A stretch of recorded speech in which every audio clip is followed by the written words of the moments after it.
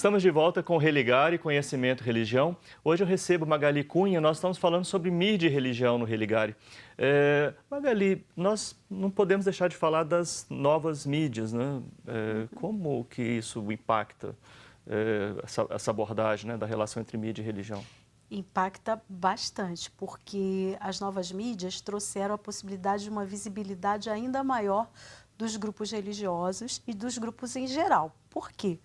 Porque as chamadas mídias tradicionais, rádio, TV, as publicações, você precisava de ter recursos financeiros e humanos para produzir, né? Então, não é barato. Publicações você ainda consegue com alguma facilidade. Rádio, até as rádios piratas, né, que são tão disseminadas entre grupos religiosos. Há muitos grupos, principalmente evangélicos, que dominam rádios piratas hoje, porque é muito fácil ter uma rádio em qualquer espaço. Mas TV, por exemplo, é uma produção muito cara. E não é qualquer grupo. Os grupos com mais privilégio econômico financeiro é que conseguem ter o acesso e comprar espaço em rádios que vão ter um alcance maior, etc. O que acontece? Com as mídias digitais, a internet tornou possível um alcance ainda maior e barato. É muito simples, basta você ter acesso a um provedor, você ter uma conta e um aplicativo de mídias sociais, ou um blog, ou um site, e você dissemina conteúdo hoje com muita facilidade, não só elementos escritos, mas vídeos, áudios, todas as possibilidades que as mídias digitais favorecem, né, para esse acesso. Então, é muito mais fácil e muitos grupos hoje, eu diria que praticamente todos os grupos religiosos que a gente tem representado aí no nosso quadro das religiões no Brasil estão presentes em mídias digitais, né? Então, Sim. essa facilidade, essa visibilidade foi amplificada. Sim, imagino quão difícil ficou, então, até mesmo estudar esse Sim. fenômeno, porque cada um pode fazer, né? Exatamente. É muito difícil. Isso não é uma crítica, pelo contrário. Não, né? é um desafio. É um Sim. desafio, porque é muito difícil mapear essa presença, né? Eu mesma fiz um trabalho recente mapeando os grupos evangélicos que estão presentes no Facebook, no Twitter e que discutem política, que é um tema que eu tenho trabalhado ultimamente, e há hoje em dia, uma metodologia que vai sendo construída, não existe nem um elemento, é assim que tem que ser, porque é à medida que é o que você pesquisa, o que você busca, e aí você vai se valendo do que já foi feito, mas vai ajudando na construção, porque é um mapeamento muito difícil, são muitos grupos. Já era difícil, por exemplo, em tempos atrás, mapear a presença em rádio, porque eu acabei de dizer, existem as rádios piratas, existem o arrendamento de rádios, consta o nome de um proprietário, mas ele arrenda, aí é um grupo religioso que arrendou, mas isso não está registrado. Já era difícil em rádio, e agora com a internet é um desafio muito grande. Mas existem pesquisadores, professores aí no campo da comunicação que estão desenvolvendo metodologias para colocar a serviço das pessoas que pesquisam, e há uma variedade muito grande de possibilidades. Sim. Essa questão da presença da religião, das religiões na mídia, no caso do cristianismo, a grande virada se deu com as chamadas igrejas eletrônicas? Esse é um marco ou tem algo antes? Não é exatamente isso? Como que é esse tema, né, das igrejas eletrônicas? As igrejas eletrônicas, elas é um termo que emerge nos anos 80, quando justamente há aquela explosão de uma presença em rádio e televisão. Essa presença em rádio, ela já existia no Brasil, na América Latina, desde o início do século XX. Quando o rádio chega nas nossas terras, os grupos religiosos já ocupam esse espaço, principalmente católicos e evangélicos, mais aí pelos anos 40 em diante. E o que a gente vai perceber metade dos anos 70 para os 80 é o que se chama de uma explosão mesmo, de uma presença. Houve uma pesquisa realizada na América Latina nos anos 80, financiada por um grupo chamado Associação Cristã para a Comunicação, a sigla em inglês é WOC, a WOC América Latina. E um professor que já falecido, Hugo Asman, pesquisador da religião, né?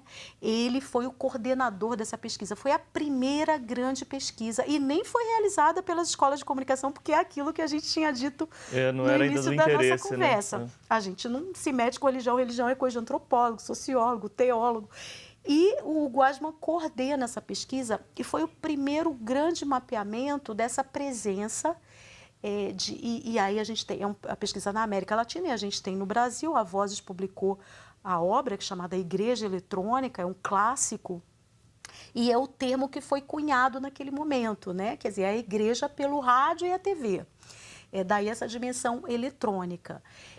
Agora, de lá para cá mudou muito, porque o que se tinha era aquela ideia que nós já conversamos aqui, de os grupos religiosos, as igrejas, transmitindo um conteúdo, geralmente missas, cultos, muito poucos programas de entrevista, era mais uma coisa de pregação religiosa, grupos musicais que se apresentavam. Quase que transmitir para o formato, um outro formato, aquilo que acontecia no espaço físico tradicionalmente, desde sempre. Por isso a ideia de igreja eletrônica. Era a igreja, mas ali veiculado por essas mídias. De lá para cá isso mudou muito, porque as igrejas presentes nas mídias e os outros grupos religiosos também descobriram que tinha toda uma linguagem, né? A linguagem da TV, a linguagem do rádio, e foram profissionalizando esse espaço. Então a gente não pode mais chamar de igreja eletrônica. Esse termo nem cabe mais. Outros termos foram surgindo, como religiosidade midiática, que é o tipo de religiosidade construída a partir dessa linguagem das mídias, que faz com que as pessoas que estão na sua casa, no seu trabalho, não precisem ir a uma comunidade religiosa para vivenciar aquela experiência que está ali. E entra também, depois dos anos 90, a dimensão do entretenimento religioso também, né? Então, você tem não só conteúdos, entre aspas, sérios, religiosos, mas você também tem o entretenimento. Aí entra esse universo gospel, dos shows, dos clipes musicais, aí entra os programas, os talk shows, uma coisa mais divertida, até o humor religioso vai aparecer, programas humorísticos de religiosos. Então, essa vai ser uma tendência. Estou pensando quanta coisa que eu não conheço desse tema. Né? Então, até programas também humorísticos. Sim, existem os humoristas religiosos. Eles estão mais presentes nas mídias digitais. Sim. Então, você tem youtubers, que agora é a grande tendência aí das mídias digitais, são os youtubers católicos e evangélicos que fazem humor. E isso é uma novidade. Há alguma resistência, porque as pessoas, não, com a religião não se brinca, mas também tem um público enorme que curte, que segue, que acompanha, e essas pessoas vão fazendo sucesso. Bom, o humor não deixa de ser político, mas vamos falar de coisa séria. Porque esse debate tem a ver também com projetos de poder, né, de instituições religiosas. Sim. Essa presença na mídia. Como é que você tem analisado isso? Porque você cuida hoje, como você disse há pouco, né, dessa relação também no campo político, na mídia e política. A presença dos grupos religiosos nas mídias está estreitamente relacionada à política. Primeiro, por conta da forma como são feitas as concessões para as mídias eletrônicas, rádio e TV no nosso país. São concessões governamentais. Então, entende-se no Brasil, a lei é muito bonita, muito bacana. Quer dizer, tudo que vai pelo ar, o ar é público. Então, ninguém pode ser dono do que vai pelo ar. Então, o ar é público, então o governo tem que cuidar daquilo que é público e o governo faz as concessões. Só que essa coisa de conceder tem toda uma política por trás. Conceder para quem, né? Eu não posso chegar lá e dizer eu quero um canal de TV ou eu quero uma rádio. Então há toda uma articulação política que os grupos religiosos foram fazendo. Historicamente, a Igreja Católica sempre esteve muito próxima do poder, então nunca teve dificuldade para conseguir, historicamente, esse acesso.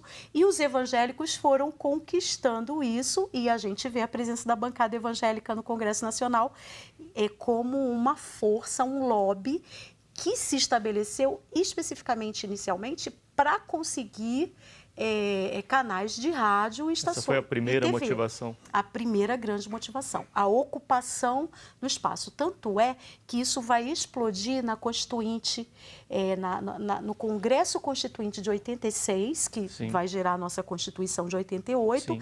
e é a primeira bancada evangélica.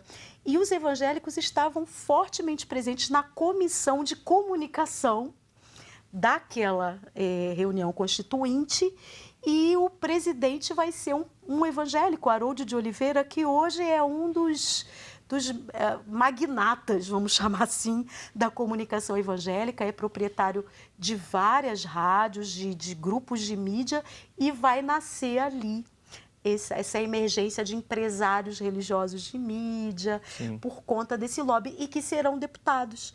Sim. E as igrejas, a Igreja Universal do Reino de Deus, por exemplo, que é essa potência de mídia, ela alcança isso com o projeto político que ela tem. Sim. É que está tudo muito conectado. E, assim, para a gente terminar, estamos no final já do programa, isso produz uma nova cultura religiosa, né, com essa presença. Com certeza. Essa dimensão política vai ter um papel fundamental, e quem acompanha o que está acontecendo no Brasil hoje vai ver que esses grupos vão se fortalecendo. Aí a gente não pode mais falar que quem está lá na política e é religioso que é rádio e TV. Hoje o projeto é muito maior. Mas as concessões de rádio e TV são sempre moedas de troca. Sim. Nessa política de aprovação de projetos, isso está lá. Bom, a gente pode continuar conversando através da sua coluna, né? Lá na Carta Capital. Sim, as pessoas que nos assistem estão convidadas a acompanhar uma coluna semanal, Diálogos da Fé. Eu escrevo às quartas-feiras no site da revista Carta Capital, toda quarta-feira. Podem acessar lá. Que ótimo. Magali, muito obrigado por você ter vindo aqui conversar com a gente. Um prazer enorme. O Religar é um projeto de extensão do Programa de Pós-Graduação em Ciências da Religião da PUC Minas. Caso você tenha interesse, acesse a nossa página pucminas.br/ppgcr e saiba mais sobre as nossas atividades, cursos de especialização, de mestrado e doutorado. Obrigado a você que nos acompanha. Nós voltamos na semana que vem com mais um Religar, Conhecimento e Religião. Um abraço muito cordial e até lá.